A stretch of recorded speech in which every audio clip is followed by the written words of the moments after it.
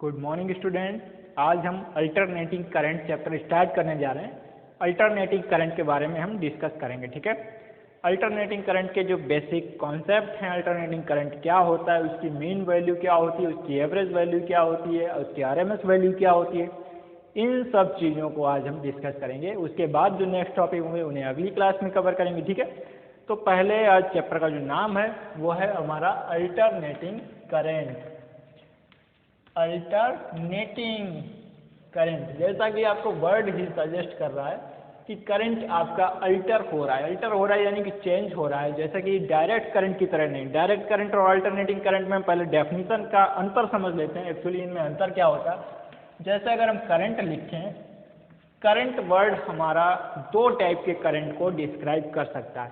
First current होगा हमारा direct current, ठीक है, डायरेक्ट करंट।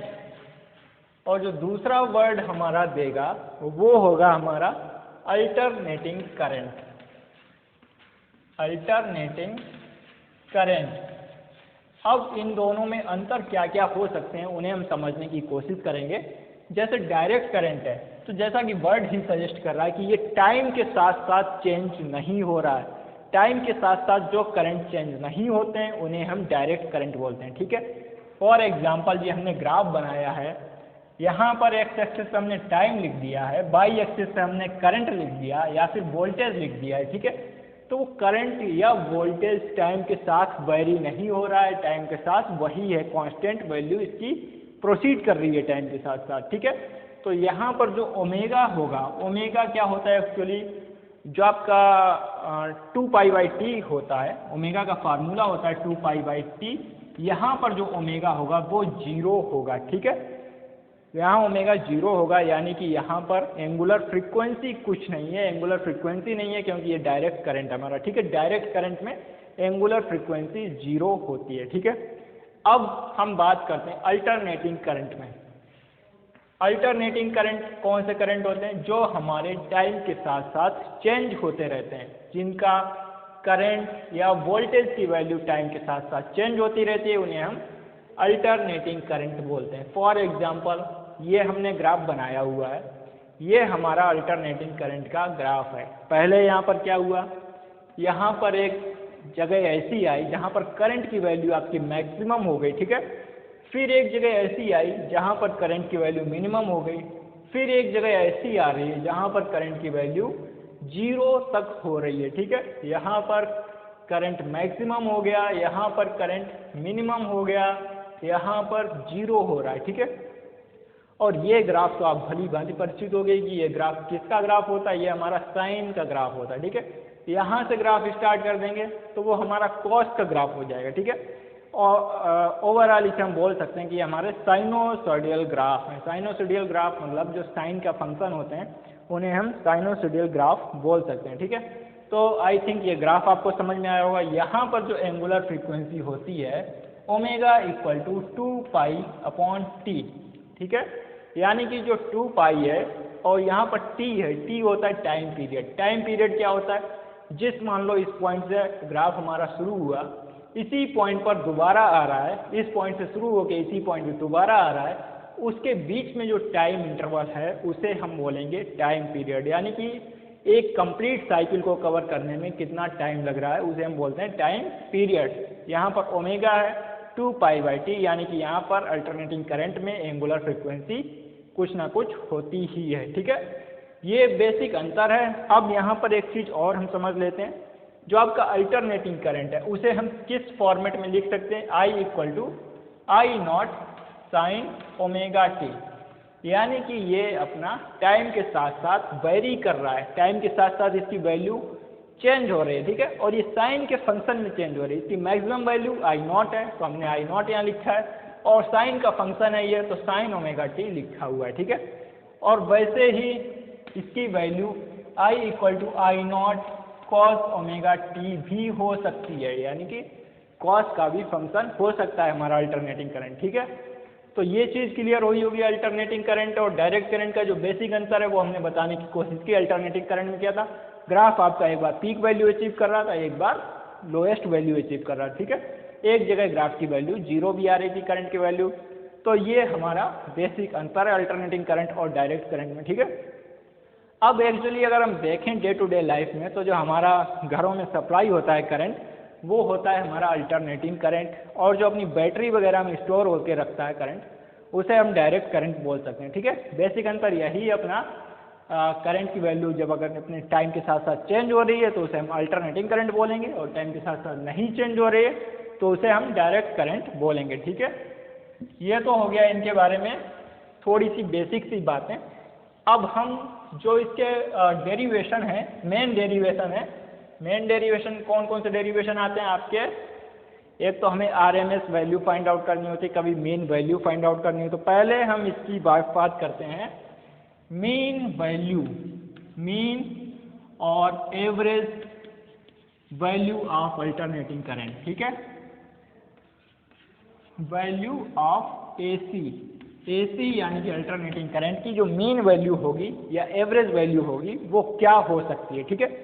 तो अकॉर्डिंग टू डेफिनेशन, एक डेफिनेशन थी यहाँ पर, तो वो डेफिनेशन पहले हम समझते हैं कि मान लो कोई स्टेडी करंट है, स्टेडी करंट, अनचेंजिंग करंट, जो चेंज नहीं हो रहा है उसे हम स्टेडी करंट बोल सकते हैं। कोई स्टेडी करंट है, वो किसी टाइम में, किसी टाइम में नहीं, एक्चुअली यहाँ पर टाइम पीरियड में हाफ टाइम पीरियड ले रहे हैं, ठीक है। हाफ टाइम पीरियड में जितना चार्ज सप्लाई कर रहा है सर्किट में, जितना चार्ज हाफ टाइम पीरियड में फ्लो करेगा स्टेडी करंट की वजह से, ठीक है, उसी टाइम पीरियड में T/2 टाइम में उतना ही चार्ज अगर हम अल्टरनेटिंग करंट के थ्रू फ्लो करवाते हैं तो उस केस में जो अल्टरनेटिंग करंट की वैल्यू होगी उसे हम बोलेंगे मीन वैल्यू, ठीक है। मीन वैल्यू क्लियर हुई होगी आई थिंक सबको। देखो फिर दोबारा से समझ लो, कोई स्टेडी करंट है, ठीक है, स्टेडी करंट है, वो आपका T/2 यानी कि हाफ टाइम पीरियड में जितना चार्ज फ्लो करवा रहा है, और अल्टरनेटिंग करंट भी उतने ही टाइम पीरियड में जितना चार्ज फ्लो कराएगा, तो उस केस में अल्टरनेटिंग करंट की वैल्यू को हम बोलेंगे मीन वैल्यू, ठीक है। उस केस में अल्टरनेटिंग करंट की वैल्यू होगी हमारी मीन वैल्यू। अब इसको डिराइव कैसे करते हैं उसे हम समझ लेते हैं। जैसे मान लिया एक छोटे से टाइम इंटरवल में, dq के टाइम इंटरवल में कितना चार्ज फ्लो होगा वो हम समझते हैं। dq का चार्ज है, dq का चार्ज है, dt का टाइम इंटरवल है, ठीक है। तो आपका करंट है I इंटू dt, ठीक है। एक स्मॉल टाइम इंटरवल में dt टाइम इंटरवल में dq का चार्ज फ्लो करवा रहे हैं, ठीक है। अब इनको आप इंटीग्रेट करेंगे, इंटीग्रेट करने से पहले हम इनकी वैल्यू रख देते हैं। dq यहाँ लिखा, I की वैल्यू होती है I0 साइन ओमेगा टी, जैसा कि हमने पहले बताया था, जो आपका अल्टरनेटिंग करंट है वो साइन का फंक्शन है, तो I0 साइन ओमेगा टी लिख दिया, dt यहाँ पर लिख दिया, ठीक है। इनको हम इंटीग्रेट कर देंगे। लिमिट कहाँ से कहाँ तक लगानी है, हाफ टाइम पीरियड हम ले रहे हैं डेफिनेशन के अकॉर्डिंग, तो हम डेफिनेशन के अकॉर्डिंग 0 से T/2 की लिमिट लगा देंगे, ठीक है। 0 से T/2 की हम लिमिट लगा के चलेंगे। अब Q dQ को इंटीग्रेट किया तो Q आ गया, I0 कांस्टेंट था तो बाहर लिख दिया, साइन ओमेगा टी 0 से T/2 की लिमिट लगाई, sine omega T into dt को हम इंटीग्रेट करेंगे, ठीक है। तो Q ऐसे ही लिख दिया, ठीक है, I0 ऐसा ही लिख दिया। अब साइन ओमेगा टी को जब हम इंटीग्रेट करते हैं तो उस केस में आपको ध्यान देने वाली चीज़ ये है कि जो साइन ओमेगा टी का इंटीग्रेशन होता है वो होता है minus cos omega T upon omega, ठीक है। तो यहाँ पर जो वर्ड आएगा minus cos omega T upon omega, ये आपका इंटीग्रेशन आएगा। अब यहाँ लिमिट कितनी है, 0 से T/2 की लिमिट है, तो हम लिमिट की वैल्यू को पुट कर देंगे, ठीक है। अब देखिए, अब यहाँ से और चीज़ आसान होने वाली है। अब हम इसकी वैल्यू तो लिमिट को तो पुट कर ही दिए हैं, देखो, हाँ अब देखो I0 ऐसा ही लिख दिया, ठीक है। अब यहाँ पर वैल्यू हमें पुट करनी है, माइनस का साइन है तो माइनस साइन हम बाहर निकाल के ले आए, माइनस बाहर कर दिए, ठीक है। अब यहाँ पर cos omega T upon omega बचा है, cos omega T upon omega था उसे भी हम बाहर ले आए, ओमेगा चेंज नहीं हो रहा तो अपने ओमेगा को बाहर ले आए। अब टी पर हमें लिमिट लगानी है, ठीक है, कॉस ओमेगा ओमेगा की जगह हम 2π/t लिख सकते हैं और जो आपका t है टाइम इंटरवल वहाँ पर t/2 रख देंगे, लिमिट लगाएंगे, ठीक है। और फिर माइनस साइन लगाएंगे। माइनस क्यों लगाएंगे, हम जब अभी दूसरी लिमिट रखेंगे तो उसके लिए हम माइनस लगाएंगे, ठीक है। अब माइनस लगाएंगे, फिर देखो -0 रखेंगे तो यहाँ ओवरऑल cos 0 का टर्म आ जाएगा, ठीक है। इतना क्लियर हुआ आई थिंक सबको। अब देखो Q जो है, Q क्या आ रहा है, -I0/ओमेगा, ये टर्म आया, -I0/ओमेगा आया Q पहले। अब देखो यहाँ से t से t कैंसिल, 2 से 2 कैंसिल। अब cos पाई की वैल्यू ऊपर बच रही, cos पाई की वैल्यू होती है -1। अब यहाँ cos 0 बच रहा है, cos 0 की वैल्यू होती है 1, ठीक है। तो ये वैल्यू हमने पुट कर दी। अब देखो यहाँ क्या बचेगा, Q = -I0/ओमेगा इंटू -2, ठीक है। ये बचा ना -2। अब -2 यहाँ है, माइनस का साइन है, तो यानी कि 2I0/ओमेगा टर्म बचेगा, ठीक है। इसे हम यहाँ लिख देते हैं, यहाँ से समझने में और आसानी रहेगी। देखो अब यहाँ पर जो Q आपका आया है, Q आ रहा है 2I0/ओमेगा, ये Q आ रहा है हमारा, ठीक है। अब यहाँ पर अगर हम ओमेगा की वैल्यू को ओपन करें, 2I0/ओमेगा की जगह हम 2π/t रख देंगे तो t ऊपर चला जाएगा ना, t नीचे था तो t ऊपर चला जाएगा, 2 से 2 कैंसिल, यानी कि Q जो आपका आ रहा है वो I0t/π की वैल्यू दे रहा है, ठीक है। अब अकॉर्डिंग टू डेफिनीशन, अब हम डेफिनीशन पे आ जाते हैं। डेफिनीशन क्या कह रहा था कि हमारा स्टेडी करंट जितने t/2 टाइम पीरियड में जितना चार्ज फ्लो करवा रहा है उतना ही चार्ज अल्टरनेटिंग करंट t/2 में फ्लो कराएगा। तो उस केस में अल्टरनेटिंग करंट को हम बोलेंगे आपका मीन वैल्यू ऑफ करंट, ठीक है। तो अब हमें डेफिनीशन के अकॉर्डिंग स्टेडी करंट मान लो Q चार्ज फ्लो करवा रहा था और ये इसकी वैल्यू थी Im, ठीक है, और उतना ही टाइम पीरियड ले रहा है, t/2 टाइम पीरियड ले रहा है, ठीक है। तो हमने ये पुट कर दिया। अब चार्ज जब बराबर हैं, चार्ज की वैल्यू, तो हम इनको बराबर को लिख देंगे और सॉल्व करेंगे, ठीक है। तो इक्वल कर देंगे हम दोनों केसेस में, I0t/π = Im t/2, ये हमने पुट कर दिया। t से t कैंसिल हो गया, ठीक है। तो Im की जो वैल्यू आ रही है हमारी वो कितनी आ रही है, 2I0/π, 2I0/π आ रही है हमारी Im की वैल्यू, यानी कि जो मेन वैल्यू ऑफ करंट है अल्टरनेटिंग करंट वो हमारी आ गई है 2I0/π, ठीक है। ये चीज़ क्लियर हुई होगी। अब यहाँ पर अगर हम सॉल्व करेंगे 2/π को हम सॉल्व करेंगे तो इसकी एक वैल्यू होती है, जब हम इसको डिवाइड करके देखेंगे 0.636 करके कुछ वैल्यू आएगी, 0.363 I0, यानी कि जो आपका Im है, यानी कि मेन वैल्यू ऑफ करंट है या एवरेज वैल्यू ऑफ करंट है वो इतनी आएगी, ठीक है। अब वैसे ही जो हमारा एवरेज वैल्यू ऑफ वोल्टेज होगी वो भी हमारी इतनी ही आएगी, ठीक है। करना क्या है, वोल्टेज के लिए अपना रेजिस्टेंस का शायद मल्टीप्लाई करना होता है, वही हम मल्टीप्लाई कर देंगे तो हमें जो average value of EMF find out हो जाएगी, ठीक है। यानी जो एवरेज वैल्यू ऑफ EMF होगी वो भी हमारी 2E0/π हो जाएगी वहाँ पर, ठीक है। तो ये चीज़ क्लियर होनी चाहिए। अब देखो, अब यहाँ पर एक बात और कॉन्सेप्ट है जो हमें ध्यान में रखना है। वो कॉन्सेप्ट क्या है हमारा, जैसे यहाँ पर हमने क्या किया था, हाफ टाइम पीरियड लिया था, t = t/2 लिया था ना, हाफ टाइम पीरियड के केस में सॉल्व किया था।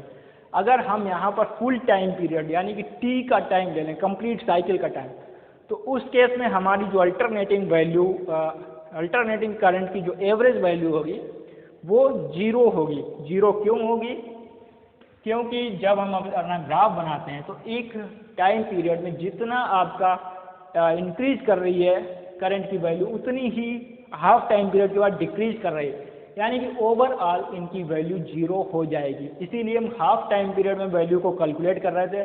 लिमिट हमने 0 से t/2 की इसीलिए लगाई थी। अगर हम 0 से t की लिमिट लगा देंगे पूरी, तो जितना इंक्रीज कर रहा है उतना डिक्रीज कर रहा है, यानी कि ओवरऑल वैल्यू 0 हो जाएगी, ठीक है। ये चीज़ क्लियर हुई होगी आई थिंक सभी को। अब हम बात करेंगे RMS value.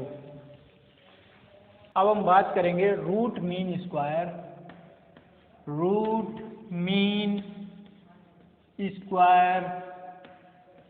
Value of AC,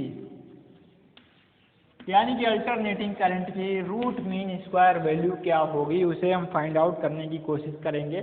तो उसकी डेफिनेशन भी समझ लीजिए। उसकी डेफिनेशन के अकॉर्डिंग क्या है कि कोई स्टेडी करंट है हमारा, ठीक है। स्टेडी करंट क्या कर रहा है, कोई मान लो रेजिस्टेंस से फ्लो कर रहा है। रेजिस्टेंस से जब स्टेडी करंट फ्लो करेगा तो हीट प्रोड्यूस होगी, ठीक है। मान लिया ये H की हीट प्रोड्यूस कर रहा है, ठीक है। और कोई टाइम पीरियड है इसका T/2 टाइम है, कोई भी टाइम हम ले सकते हैं। यहाँ पर हम फॉर एग्जांपल T/2 टाइम में H की हीट प्रोड्यूस कर रहा है, ठीक है। तो फिर अल्टरनेटिंग करंट को भी हमें इतनी ही हीट प्रोड्यूस करानी है। अल्टरनेटिंग करंट भी जब हमारी H की हीट प्रोड्यूस करेगा उतने ही टाइम पीरियड में T/2 टाइम में, तो उस अल्टरनेटिंग करंट की वैल्यू को हम बोलेंगे रूट मीन स्क्वायर वैल्यू, ठीक है। ये डेफिनेशंस होती हैं इनकी, यानी कि H की हीट प्रोड्यूस करे T/2 टाइम पीरियड में, अल्टरनेटिंग करंट भी जितना कि study current T/2 time period में हीट प्रोड्यूस कर रहा तो उतनी ही अल्टरनेटिंग करंट हीट प्रोड्यूस करे उतने ही टाइम पीरियड में, तो उस अल्टरनेटिंग करंट की वैल्यू को हम बोलेंगे root mean square value of current, ठीक है। तो ये तो हमारी डेफिनेशन थी। अब इसे हम फाइंड आउट कैसे करते हैं, इसका डेरिवेशन क्या होता है वो हम डिस्कस करेंगे, समझने की कोशिश करेंगे, ठीक है। तो अब हम डेरिवेशन पे आते हैं। तो हीट आई, मान लो छोटी सी हीट है, अल्टरनेटिंग करंट फ्लो कर रहा है, छोटी सी हीट DH की हीट छोटे से टाइम पीरियड में, तो I² R dt के टाइम पीरियड में फ्लो करेगा, ठीक है। ये चीज़ क्लियर हुई। अब देखो DH की हीट है, I की value I0 sign square omega T होती है, ठीक है। स्क्वायर है तो स्क्वायर हमने लगा दिया, साइन स्क्वायर ओमेगा टी लगा दिया, क्योंकि अल्टरनेटिंग करंट है तो आपका करंट होता है साइन का फंक्शन, ठीक है। R dt लिख दिया, ठीक है। अब हमें इंटीग्रेट करना है इसको। इंटीग्रेट करेंगे, मान लो हमने इंटीग्रेशन का सिंबल लगा दिया है। लिमिट इसकी क्या लगाएंगे, लिमिट जो हम टाइम ले रहे हैं 0 से T/2 का टाइम दिया तो 0 से T/2 लिमिट लगा देंगे, ठीक है। तो लिमिट लगाने के बाद H को इंटीग्रेट करेंगे तो H आएगा। I0 स्क्वायर कॉन्स्टेंट है तो I0 स्क्वायर को हम बाहर निकाल लेंगे।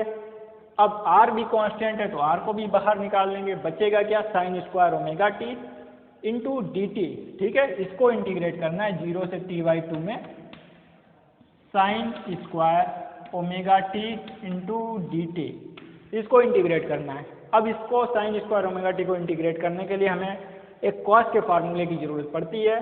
तो कॉस 2 ओमेगा टी अगर होता है, कॉस 2 थीटा या 2 ओमेगा टी हमने डायरेक्ट लिख दिया, कॉस 2 थीटा का फार्मूला होता था 1 - 2 साइन स्क्वायर थीटा, ठीक है।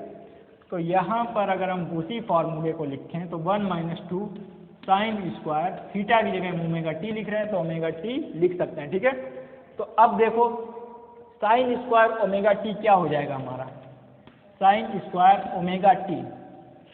साइन स्क्वायर ओमेगा टी को हम लिख सकते हैं, इसको इधर ले आएंगे, इसको इधर ले आएंगे, 1 - cos 2 omega T upon divide में, पूरे के डिवाइड में करेंगे हम अपॉन 2, ठीक है।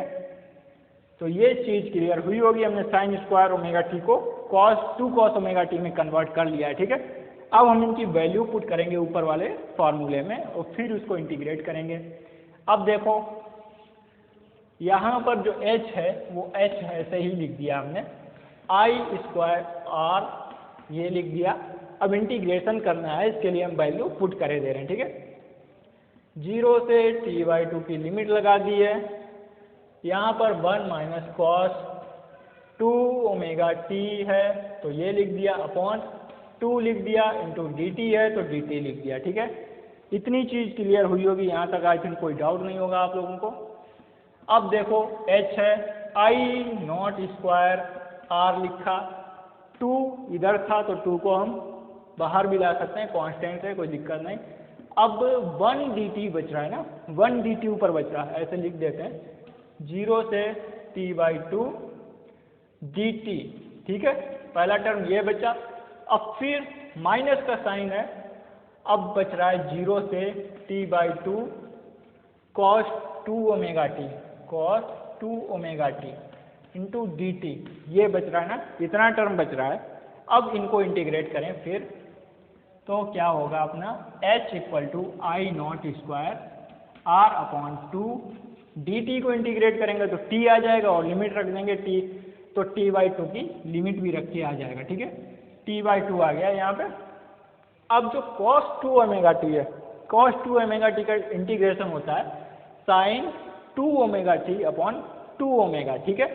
तो यानी हम यहाँ पर वैल्यू पुट करेंगे, ये वैल्यू हम डायरेक्ट ऐसे पुट करे दे रहे हैं, sin 2 omega T upon 2 omega, और लिमिट यहाँ है 0 से t/2, 0 से t/2 की हमने लिमिट भी लगा दी है, ठीक है।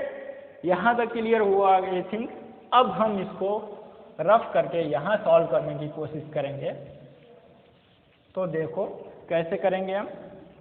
अब देखो h है हमारा, h कितना आ रहा, आई नॉट स्क्वायर आर अपॉन 2 लिख दिया, कोई दिक्कत नहीं यहाँ तक। अब देखो t/2 निकाल चुके थे हम, कैसे आया था, माइनस, अब साइन वाले टर्म में हम लिमिट रखेंगे, तो साइन ओमेगा, ओमेगा की जगह हम 2π/t भी लिख सकते हैं, इंटू जो स्मॉल t है, यहाँ पर 2 भी आ रहा है तो 2 भी लिख देंगे, स्मॉल t है उसकी जगह t/2 रख देंगे पहले, और दूसरे केस में जब हम साइन 2 ओमेगा t की जगह 0 रखेंगे तो पूरा टर्म 0 हो जाएगा, यानी साइन 0 हो जाएगा, ठीक है। तो यहाँ हम कट करते हैं इसको, तो यहाँ बचा साइन 2π, साइन 2π की वैल्यू भी होती है 0, यानी कि ये टर्म हो गया 0, ठीक है, ये भी 0, तो साइन 0 भी 0 होता है, ठीक है, यानी कि ये पूरा ब्रैकेट के अंदर हो गया 0, ठीक है। तो अब बात करते हैं h जो हमारा बच रहा है, I naught square R upon 2 into t/2, ठीक है, ये h हमारा निकल के आ रहा है।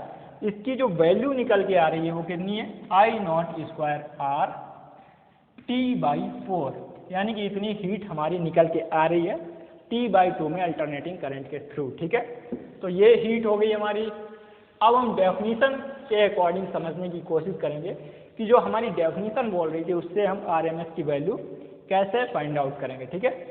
अब अकॉर्डिंग टू डेफिनीशन कोई स्टडी करंट है, वो t/2 टाइम में जितनी हीट प्रोड्यूस करा, t/2 टाइम हम बोल रहे हैं लेकिन कितना भी टाइम ले सकते हैं, एक पर्टिकुलर टाइम में जितनी हीट प्रोड्यूस कर रहा है उतनी ही अल्टरनेटिंग करंट भी हीट प्रोड्यूस करे, तो उसे हम बोलेंगे RMS वैल्यू ऑफ करंट, ठीक है। तो अब देखो, यानी अब यहाँ पे अगर हम बात करें तो स्टडी करंट के टर्म में अगर हम बात करें तो स्टडी करंट की हीट कितनी हो जाएगी, आई, मान लिया ये RMS है वैल्यू, स्टडी करंट की वैल्यू आई RMS, तो ये स्क्वायर हीट का फार्मूला लिख रहे हैं, आई स्क्वायर आर, टाइम पीरियड में वही लेना है जो अल्टरनेटिंग करंट के केस में लिया था, यानी t/2 का टाइम हो गया, ठीक है। अब यहाँ पर हम इक्वल कर देंगे, हीट हमें सेम रखनी है तो सेम हीट रखेंगे, यानी ये हीट इक्वल टू ये हीट कर देंगे, तो जो ये वैल्यू आ रही है I naught square R t/4 equal to I RMS square R t/2, ये वैल्यू आई हमारी। t से t कैंसिल, r से r कैंसिल, ये कैंसिल, 2 टाइम्स गया, तो आई RMS की जो वैल्यू आ रही है वो कितनी आ रही है, आई RMS वो आ रहा है हमारा आई नॉट अपॉन √2, ठीक है। आई RMS की वैल्यू ये आ रही, वैसे ही VRMS यानी कि वोल्टेज की RMS वैल्यू होगी V0 अपॉन √2, वोल्टेज की RMS वैल्यू वैसे ही इतनी हम निकाल सकते हैं, ठीक है। अब जब हम इसमें वैल्यू पुट करेंगे √2 की वैल्यू, तो ये होता है आई थिंक 0.7 आई नॉट, ठीक है। √2 की वैल्यू पुट करनी है तो 0.707 आई नॉट आ जाएगा, ठीक है। वैसे ही यहाँ पर √2 की वैल्यू पुट करेंगे 0.707 V0 आ जाएगा, यानी कि जो आपका मैक्सिमम वैल्यू ऑफ करंट है, यहाँ I naught maximum value of current ले रहे हैं, वैसे ही V0 maximum value of voltage ले रहे हैं, वो आपकी RMS और VRMS की वैल्यू ऐसे हम फाइंड आउट कर सकते हैं, ठीक है। आई थिंक ये चीज़ें आपको अच्छे से क्लियर हो जाएंगी, इसमें कोई डाउट नहीं होना चाहिए, हमने अच्छे से समझाने की कोशिश की। अगर फिर भी कोई डाउट होता है तो आप मेरे से पूछ सकते हैं। Okay, thank you.